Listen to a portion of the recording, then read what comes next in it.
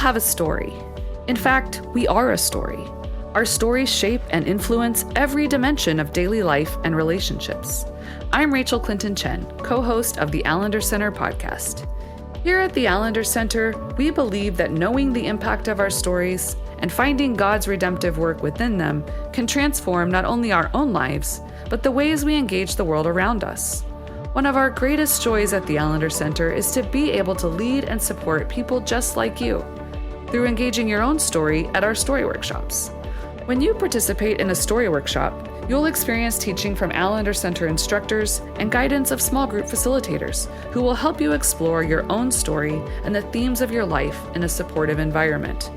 If you are looking to understand your story more deeply and to learn more about how it intersects with the story of the gospel, then the story workshop is for you. No matter the harm you've endured, there is hope for restoration. There is hope for a renewed vitality of your own life. It's not easy work, but it has never been more important to gain such a crucial understanding of your own story. If you are ready to step boldly into your unique and deeply beautiful story, then reserve your spot today to participate in one of our upcoming story workshops at theallendercenter.org/events.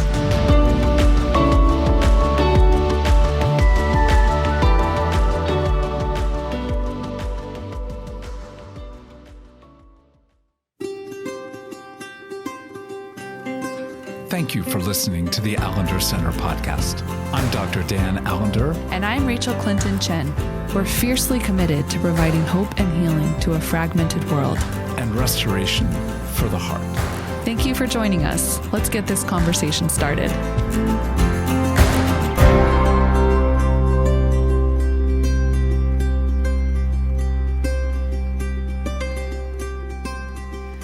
Good people. Do you ever find yourself feeling stuck in the chaos and swirl of conflicting emotions or defeating thoughts, and longing for a way to move through them that doesn't require avoidance or mastery or even magic?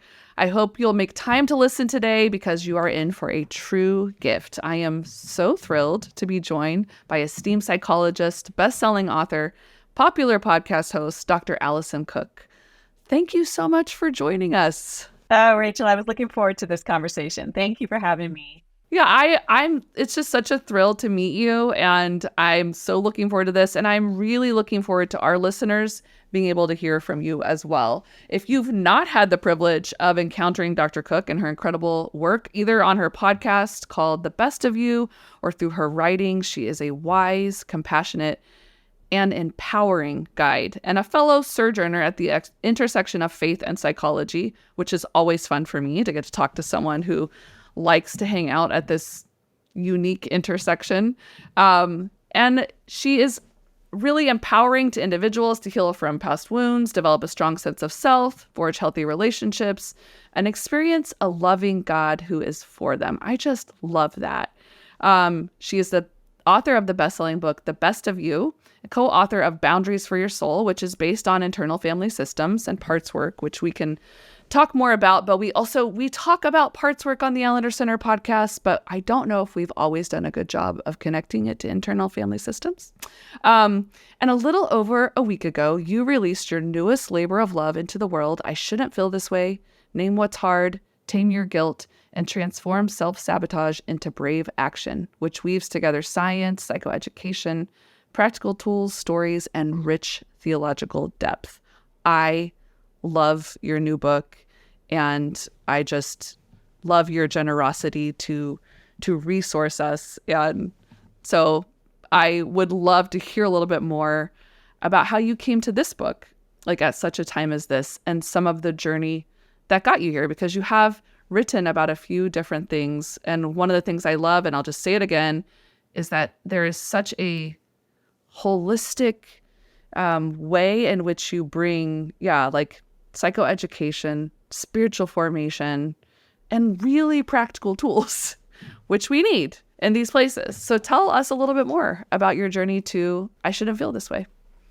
Yeah, thank you, Rachael. Wow, that is really nice to hear. And there is a lot of synergy between what you guys do. And I've been so blessed by the work that you all do. And so, again, it's just an honor to be here. Gosh, I don't know where to start. It does feel like with I Shouldn't Feel This Way coming into the world a little bit, I was noticing as it was coming out a little bit like a trilogy that mirrors my own journey. Mm-hmm. And we write about the things I believe. I'm a teacher at heart, right? I'm a clinician, but I'm also a teacher. And that's where the practical resourcing comes in. There is a part of me that is just wants to educate, wants people to have information, wants people to have knowledge. My social media feed is filled with definition cards and words. I It's love just it. what I love to do. Yeah. And so, I guess the three themes that I've wrestled with in my life are reflected in the three books. The first one is the inner healing, the fragmentation, feeling distant from a core sense of self and having a lot of polarizations that live inside of me. Even as an academic, I'm getting a PhD. Even my journey through, academia was, secular school undergrad, a seminary for counseling, and then back to a joint PhD in religion and psychology, right? So there's all these different parts of me. Am I a clinician? Am I a teacher? Where do I fit best? I'm always trying to cobble together the thread that runs through it all is my faith is so deep and important to me, but also simultaneously, I'm fascinated by human psychology.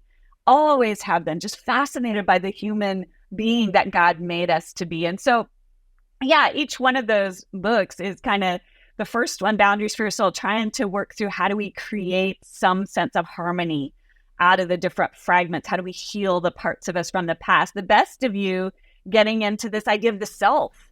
And as a Christian woman, right? Oh my goodness, wait, it's okay that I have a self, right? And how do we understand some of these biblical phrases that, such as die to yourself, turn the other cheek, don't trust yourself, and really trying to untangle those in a way that honors the self, the soul, the psyche, the unique God-bearing image that each one of us has. And so that was the best of you, came out of my own journey. And then I Shouldn't Feel This Way, this latest book, really for me gets at the emotional life. And being someone who for years has a strong intellectualizer, a strong analytical part. And those emotions are things I would love to spiritually bypass. I write a lot about spiritually bypassing emotions. I do it to myself, also analyze away, logic away. And so, wait a minute, what are these emotions all about? And how do we honor them? Because they get knotted up. They're complicated. And so that's where I Shouldn't Feel This Way came in, is this, wait a minute, how do we create sort of, almost I look at it as a sort of a mindfulness practice that also allows us to really connect with the emotions that we're experiencing in partnership with God. So it's a 3-step practice that I have found to be so helpful in my own journey. So that's a long-winded sort of overview. I'll turn it back over to you here. No, I actually love hearing a little bit of the story of how these things came to be. And I do think like the best writers who I love reading are writing out of the mess and the mystery and the journey of their life and stewarding well the resources they've been given. And so it's so actually really helpful to see how they might fit together and even as like a trilogy be a great resource for people. It's something I did feel the mindfulness because I had a baby 2 years ago, and instead of taking like, the normal birthing class, which, in retrospect probably would have been a good companion to the mindfulness birthing class that I took. But I just felt like at 40, I had my baby at 40. I felt like educated enough in like what happens with birthing. I felt wildly under-resourced into like how to be mindful in the midst of it. Now, what's funny is as I was reading your book, I was like, yeah, I just need a lot more practical tools because mindfulness is just not something that many of us have the luxury. I don't think anyone does. And that's what our teachers will always talk about. This is a lifelong practice. Your babies and your toddlers will be your greatest teachers, which now that I have an almost 2-year-old, I am finding is very true. That like I will be trying to find a capacity to slow down and make sense. I love your language of like the knots, of the knots inside. And so I need more tools. Like the reality is, because in those moments, I don't have often a capacity to like instantly know what's going on. I'm not necessarily in the meaning making part of my body. Exactly. And the thing with mindfulness, in my experience, I have a very busy mind, as I think a lot of us do. And to me, I need hooks to engage what's going on with me. And sometimes mindfulness can feel like, to be honest, a little bit of a spiritually bypass. I'm just going to empty my mind. Right. And that's not helpful to me. I actually need to engage with what's in my mind. And so that's kind of what I'm trying to do. The naming aspect for me is, okay, what am I feeling? What thoughts are running through my brain? Often, and that's where the title came in. Those are, oh, I should have done this better. Oh, why am I not doing that? Often it's a raging inner critic. It's a raging inner guilt tripper. And again, kind of that parts work of noticing that without shame, okay, this is what I'm feeling. I do feel this way. I'm in the carpool pickup lane, frustrated with someone or agitated by someone. What the mindfulness component is not just to empty my mind of that, because I can't do that, but to name it. Oh, I'm really agitated by that person right now. But there is a naming in that. As Dan Siegel said, naming is taming. We're getting that other part of our brain online. But then for me, that second practice is my favorite in the book, and it's the framing practice. Now, that's something you need a little more spaciousness to do. I mean, the naming just helps to kind of reduce the pressure. It's okay. Yes. Am I worked up? Yes. But there's just a little bit less pressure when we stop shaming ourselves, when we stop beating ourselves up. There's just a little more witness with ourselves, with God. God, ain't God. I don't really want to pray right now. Right. Even that sometimes becomes, I call it prayer naming, just naming what's hard, even with God. The framing is where we do maybe get a moment to take a walk, to get out in nature. But again, I'm not emptying my mind when I'm framing. I'm moving into deeper reflection, kind of noticing the knot. I think about, I had a necklace on actually just as I was getting on here that had a knot in it. And I was like, I don't have time. I don't have time to slow down and kind of do the slow work of pulling at all those threads to get that knot to loosen. And that's the work of framing. We have to slow ourselves down enough. Maybe on a hike once a week. I know folks have busy lives. Maybe in our commute home from work. Okay, I'm a little mad there. I can see her point there. This part's really hard. We start to kind of pull at the threads. And I really believe that's a spiritual practice.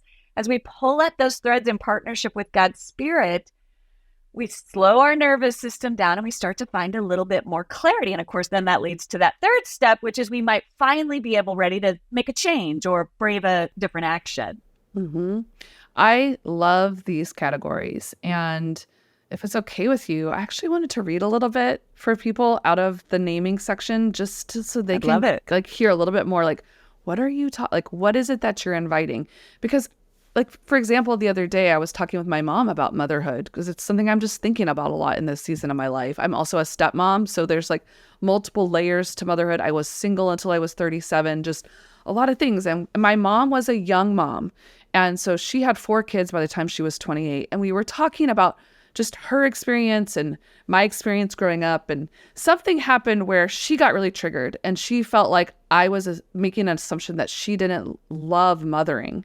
And then I heard an assumption that she was saying, we didn't learn to be responsible in any way, shape, or form. Again, we were both triggered in this moment. And like what we were able to come to is to talk about how motherhood is like the prime example of like being in a knot, because you love, like, what she was wanting me to hear is I loved being a mom. And what I was wanting her to hear is, and sometimes being a mom was hard.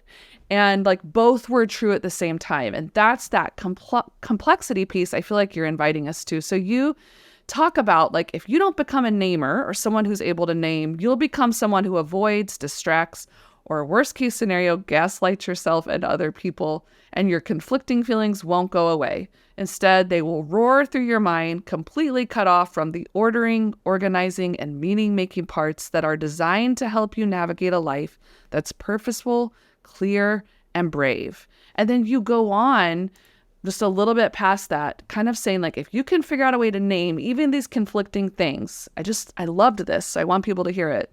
You begin to work with instead of against the grain of your God-made design. You start telling yourself the truth. Something happened that is hard. You wish you didn't care so much, that it didn't affect you so deeply, but you do, and it does. And naming that reality is exactly what your heart, your mind, your soul, your body, and this world need for you to do. You align yourself with God's Spirit as you spread out the truth pieces in front of you. You access the power of all that's kind and good and wise and true. You stop fighting yourself. Instead, you start to calm yourself. You put a little bit more words. And then this peace, when you name what's hard, you paradoxically find peace inside. You become the kind of person who brings real care to yourself and to other people. And you become an oasis of clarity and calm for a world in desperate need of it. And I just loved that, because there is a true power in becoming those kind of truth tellers. And it's really scary. And what do you think? Like, what is some of the cost for us? Like, what are we afraid of in naming the truth? What's happening in our bodies? Because that language of, it's our God-made design to be able to hold complexity and to be truth tellers. Yes. Yeah, I think the thing that I notice the most from people in the fear of naming is that how would I fix it? We're afraid to hold the complexity because it is complex. So here's an example, like with your mom. In my own life, went through a season of being very angry with someone I love very much. And I started, but here's the paradox. I needed to really relentlessly name what I was feeling about this person, but not to this person, because I didn't actually know where the truth lay yet. Some of this might be my own stuff from the past. Some of this is hurts that I knew. I have enough cognitive awareness to go, some of this is just a misunderstanding, but this is what I feel. And I started in my journal, I call it journal naming, just saying relentlessly, this is how I feel. But I had the presence of mind to go, this is between me and God right now. God, I'm going to just give myself permission to name everything I'm feeling in the context of this relationship, even though other parts of me know this is not all entirely the capital T truth. There's another perspective here. But that's why I broke this down into 3 steps. When I'm talking about naming, I say, name it, name what's hard, start with yourself. And what I mean by that is start with just naming what you're really feeling with God. Don't jump to action. Don't jump to fixing. Don't jump to, do I need to leave this relationship? Do I need to set a boundary? You know, the memes that we see all out in culture, you know, it's often, not always, often more complicated than that. It's going to be an untangling with the other person. But the more I can get clear, this is what I'm feeling. This is what's hurting me. This is what I need. Then we move into framing, you know, man, this hurt me so much. I don't think that's what they meant, right? That's a framing. It still hurt me. But the way that I'm going to go to them once I'm able to really honor it in myself, this hurt. I'm hurting. The more I honor that, the more I let God honor that with me. Yes, that hurt. I'm not jumping to fix. I'm not jumping to empathy. I'm not jumping to whatever. I'm just honoring slowly. Again, we have to slow this down. Slowly, I can start to frame it. I know this person didn't mean to hurt me. Okay, that's also true. That's also true. I'm still just in myself. I haven't even had a conversation yet. This is still just all happening inside of me. 2 things can be true. I am so hurt, and I know they didn't mean to hurt me. And all of that work that's happening internally is going to get us to a brave step at some point. But doing that work, the brave step might be very different. We might get to, you know what, this person has so much on their plate. I'm not going to have a conversation with them right now. Because that's also true. Or this person, actually, I've got to talk to him. I've got to bring this up, because what's true is, you know what I'm saying? And so The point is we have these feelings, and if we don't learn how to name them and honor them in our spirits, in our own being with God, where the Holy Spirit does not gaslight us, where the Holy Spirit goes, yeah, I get it. I see you. The Holy Spirit isn't saying you have the truth. You're right. The Holy Spirit is saying that is true, what you're feeling. I'm with you. Take your time, slow it down, right? As you engage that, you will gain wisdom about the bigger picture. But you do have to start by honoring your own experience. And I love the way that you bring language of the place in between, or the in-between place, which is a rich, theological sense of like the thin place, the liminal space, the kind of a bridge space. And you say in your book, like a place in between helps you bridge from naming what's hard to braving a new path. So it is that in-between place. It's where you do the work of framing, you develop a clearer understanding of your situation, while naming primarily involves what's happening in the present moment. What am I feeling? What's happening? Framing moves into deeper reflection. How long has this been happening? Why is it happening? How do I want it to be different? Much of the work of framing unfolds beneath the surface, deep within your heart, where it leads to greater conviction and commitment when it comes time to take action. And then you say framing is an art more than it's a science. And you even put language to this reality that like that in-between space requires a set of skills and capacities and qualities that like we really aren't often taught. And I hear that that's what you're kind of saying. Like, we're not taught to slow down. We're not taught to be deeply reflective with truth. And I think especially those of us who are maybe coming out of more evangelical spaces, we're taught to actually be really afraid of our interior emotional world, as if it can only be sinful and therefore deceitful. Now, that's a kind of extreme way of articulating what people might or might not be saying, but I think it's part of what we feel. So how do we like cultivate a deeper sense for that art? I think of the human psyche as a beautiful instrument. It's a violin.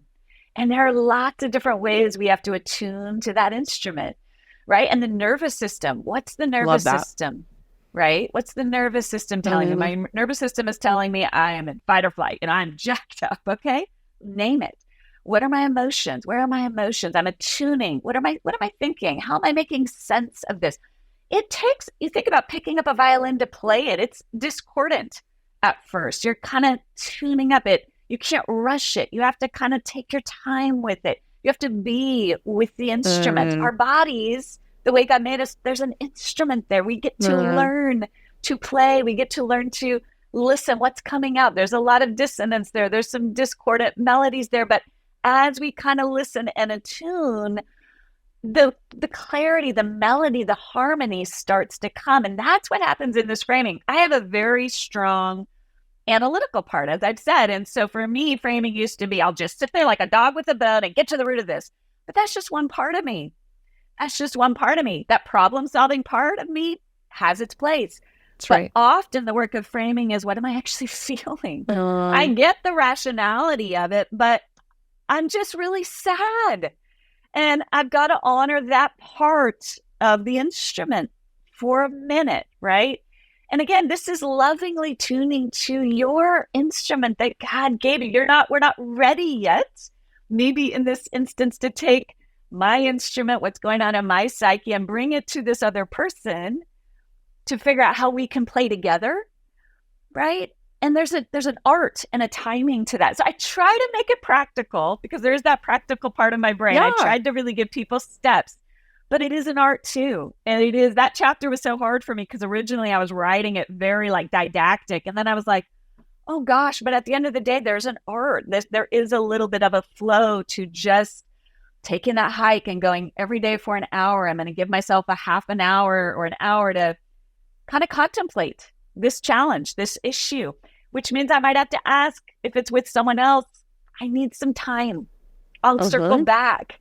It ripples out into our relationships. That's why these are practices. But I do think we're not taught this art of framing. And one thing I appreciate that I think you offer throughout your writing in general, but this book in particular, is just a imagination that part of what a season like this or a practice like this might reveal is there are different modalities of healing or opportunities for reflection you might need to pursue. Like, I tend to be on more of the anxious edge of the mind. And so sometimes like contemplation actually feels really overwhelming and scary. Yeah. And, I've needed to pursue some body work or body care to help grow tools to regulate, or I've needed to pursue therapy to make sense, Yes. in some ways to answer, to get more clarity to the question of how long have I been feeling this way, or how did this come to be? And get into some stories of oh, this is actually the volume I feel about this experience is a little off because I have some trauma here that needs to be tended to. And what have you learned as a therapist or even in your own journey because I think people could hear oh, framing is a linear, okay, you name it and then you frame for exactly 30 minutes. Right, and exactly. And also they're iterative. Sometimes when you're kind of in that framing space, you're doing a lot of naming. I also think it's really brave to just do it. But I love your point. My husband is somebody, if he's had a hard day, the first thing he wants to do is go, do something physical. Right. And I've had to learn that. Sometimes the mindful practice is to be in nature and not thinking about the problem, actually just really focusing, listening to music or being, again, but that's that attuning, right? That's that attunement piece of that, what is it that I actually need in this moment? And to your point, that is, I have arrived at a super eclectic, holistic space as a clinician, because I'm also applying these to clients. It's what's really at the root of this? What are we naming here? What's the frame? What is really going to help? Is the frame here a clinical diagnosis that maybe does need some medical intervention? Is the frame here a spiritual root? Sometimes there is a spiritual root. Right. Is the frame here a nervous system trauma, living in the nervous system space in which we're going to do something a little bit different? But that's what we're trying to get at in that, which then leads to that braving, which is okay. Based on how we work that out, then the brave step might be, I'm going to need to sign up for some specific trauma therapy, or, what I need to do in my case, what I'm learning is the embodiment piece. I talk about that in the book. That's the hardest one for me. I actually think the invitation for me is many times to get out of the mind and into the body, right? What actually is the thing that I need is to take the walk, is to do some embodied dancing, which I'm not very good at, but I find incredibly amazing at kind of metabolizing emotions, just a little Yeah. So I agree with you. That is a lot of what I'm trying to do, is give people permission to genuinely attune to the uniqueness in the human design. Yeah, because I have to say, as someone who can be more in my body and can really talk explicitly about what do I feel, but it's I don't always, I just appreciate sometimes a simple tool. And this is where, people have all kinds of feelings about cognitive behavioral tools, but there is a time and a place for being able to strengthen capacities of your mind that you do have. And I love your imagery of a symphony, an orchestra, something that's working in concert. It doesn't have to be, you're not saying, hey, cognitive behavioral work, and that's why I said mastery at the beginning, is the only way, but it doesn't need to be thrown out as a tool that's not really helpful in moments where we do need help slowing down or finding words. And I remember back to the mindfulness practice, one of the best things they gave us in the mindfulness birthing class was a similar to what you've offered, and I'm not going to be able to remember the name of when you have letters that give you, what is the that acronym? called? An acronym. Thank you. Yeah. This is my postpartum brain. I can't find words. It was an acronym to help you when your birth plan wasn't going, like most of us, the way you wanted it to go. And it was here are things you could think through and ask. And it was one of the most helpful tools for me in a moment where I was in pain. There was a lot of pressure coming at me to make a quick decision. And I was brain, B, R, going through it with my husband. And I just think for some of us, naming or, Exactly. coming down, slowing down to like, you're really offering some simple tools that can be highly effective. And I'm grateful for that. I hope people find them as just a resource to that. Again, these are practices, and we don't get strengthened at anything without practicing. Yeah. The two things can be true reframed. To your point, I had a friend say recently, and this just struck me as so true. She had gone through a painful breakup, and she said, I logically understand what happened. I'm not beating, and I just feel so sad. I can't, it doesn't make the heartache go away. And I was like, exactly. Two things can be true. So we can't logic ourselves out of that's to your point about the mindfulness isn't only in the mind. It's part of it is this is just really hard. And that's also true. This is just really painful. And that's also true. And again, there's no quick fix. A lot of I probably say 1,600 times in the book, this is not a quick fix. But that naming of, I've kind of figured out how to reason with myself. I'm doing the things to care for my body.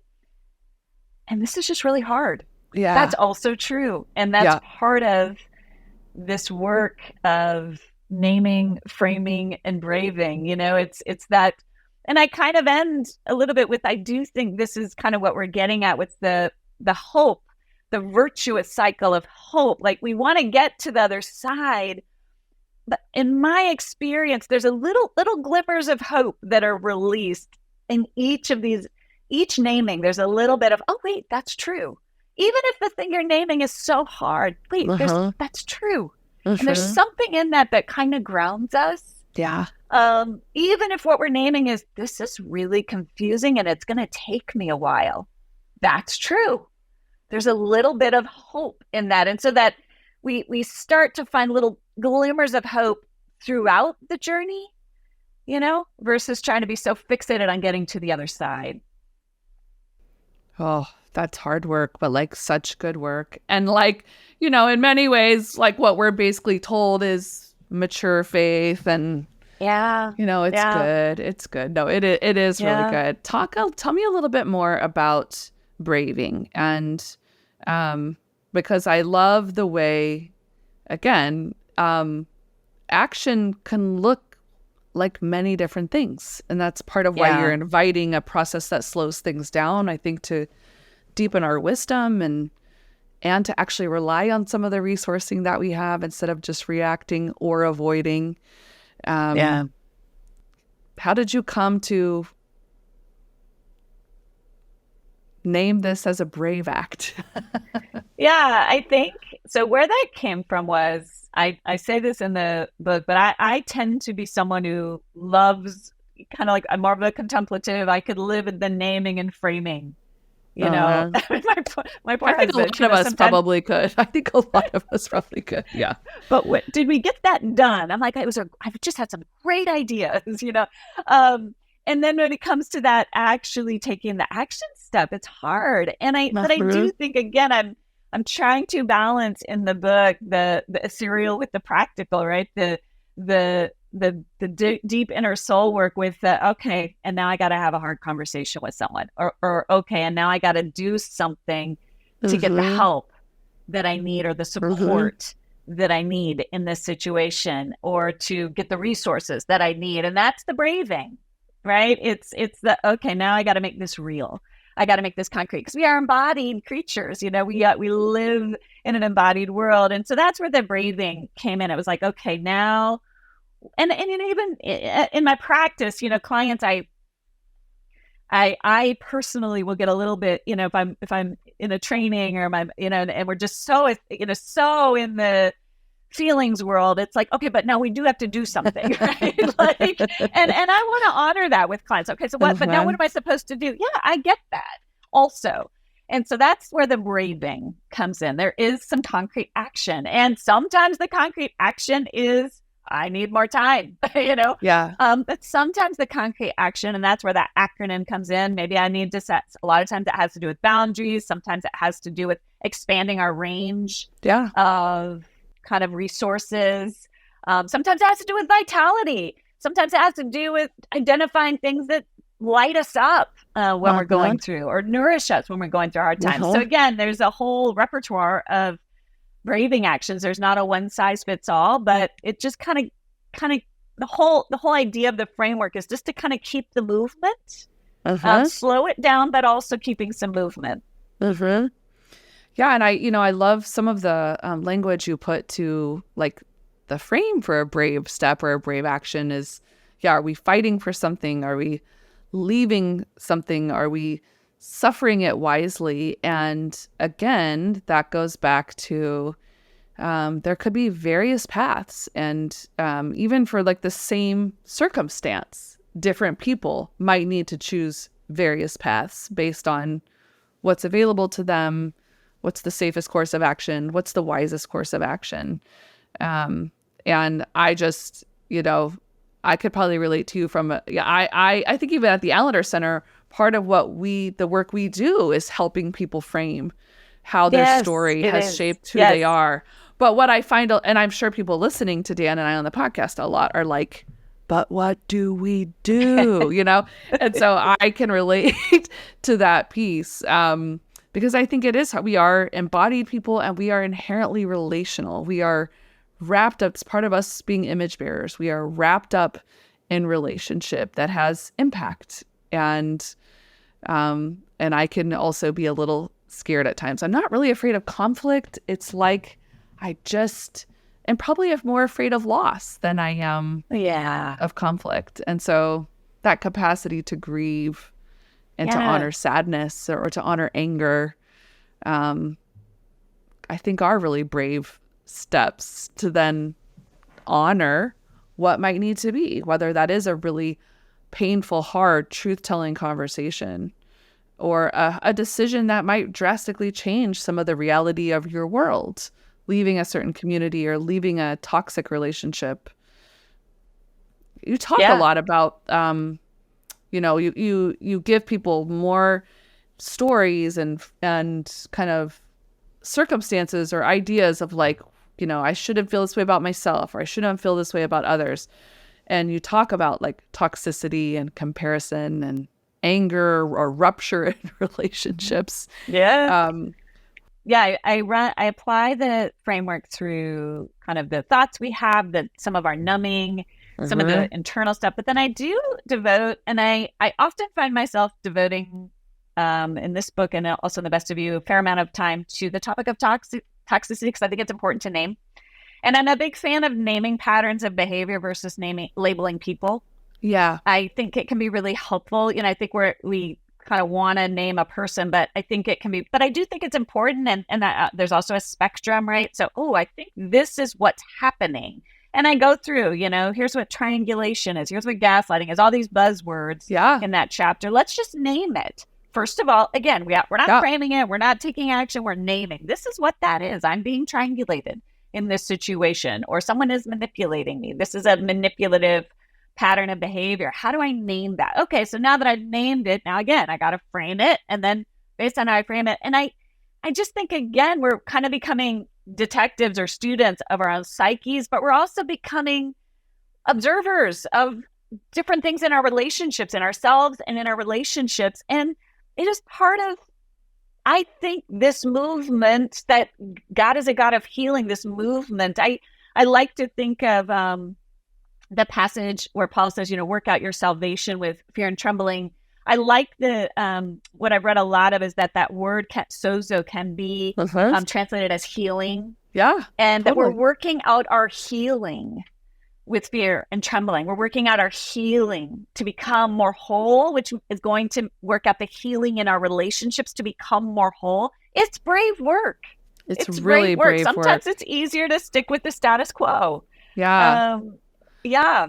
Well, and it's really countercultural work. And you put some language to that, and like even bringing these categories and naming them more clearly, because right now our culture is very traumatized and very reactive. And I think people are finding a lot of safety in naming things or naming people in ways that actually reduce toxicity or are a form of projection or, splitting off something we don't like in ourselves because it's too scary. And so, because to name a relationship as toxic or a pattern of behavior as toxic and to establish boundaries around it still leaves the door open for that other person. It doesn't make you responsible for healing them, but it at least acknowledges that is a human being. It's very nuanced, right? The actions might look similar. It's like, oh, this is what I'm seeing. Therefore, this is what I need to do to stay healthy and whole. But there's also a release of that other person to God and I really believe that. I think as we heal and we bring more goodness and more wholeness into our own stories, into our own, as best we can, I do think that creates an invitation for the folks around us that is not our responsibility, right? What they do with that invitation.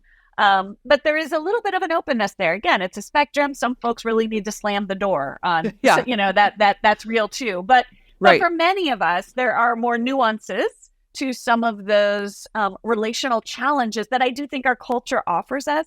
It's just a lot, usually more nuanced. And I am trying for that. It's I appreciate your reflections on it because it is a hard thing to write about nuance. Right? I am so sure. Yes, it is. And I think it's the really scary thing about being a writer and, laboring to find the nuance and then having to trust people to either have the capacity to really see it or not. And toward that end, one of my favorite parts of your book is just how you talk about where we feel we shouldn't feel this way about God.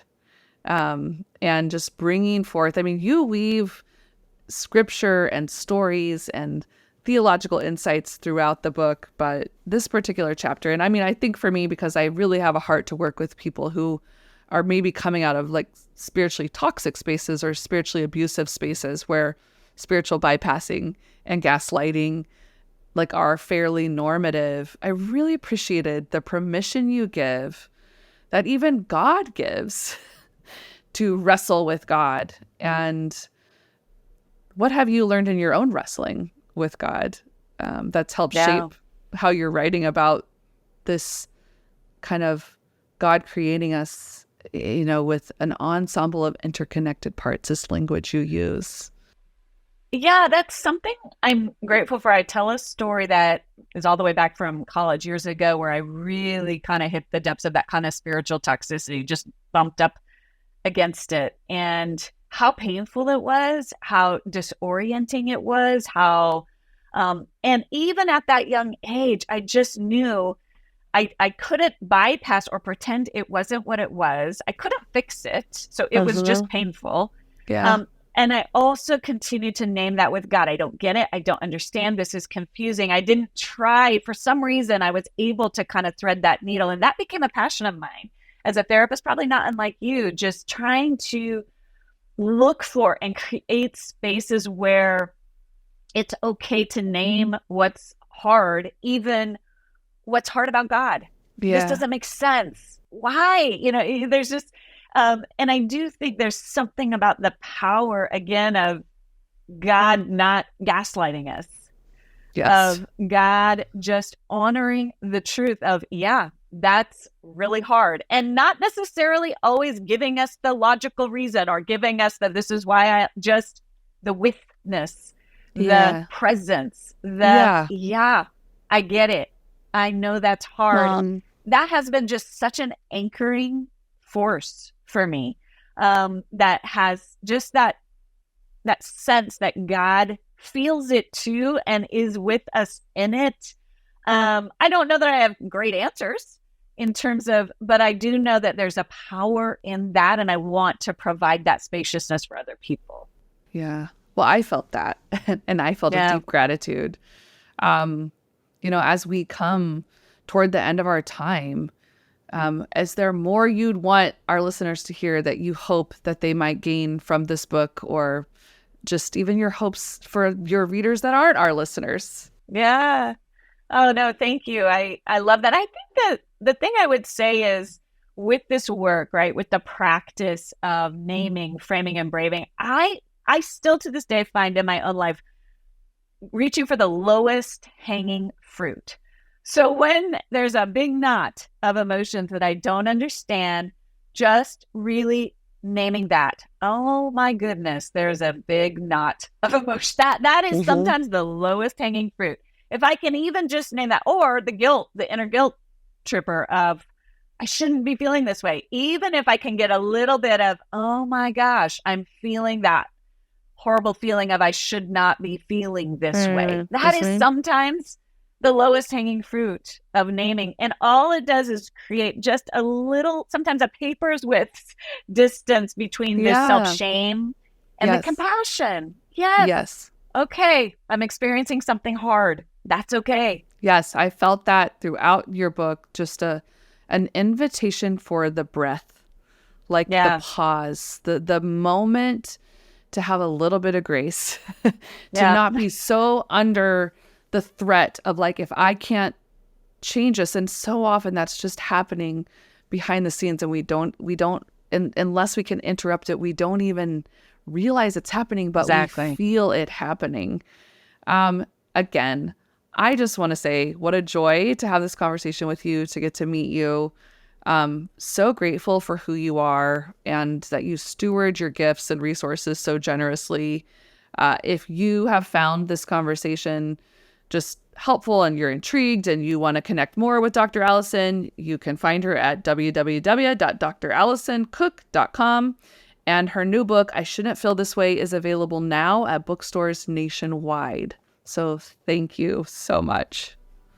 Thank you, Rachel, for having me. Yeah. Hope we have more conversations down the road. Me too.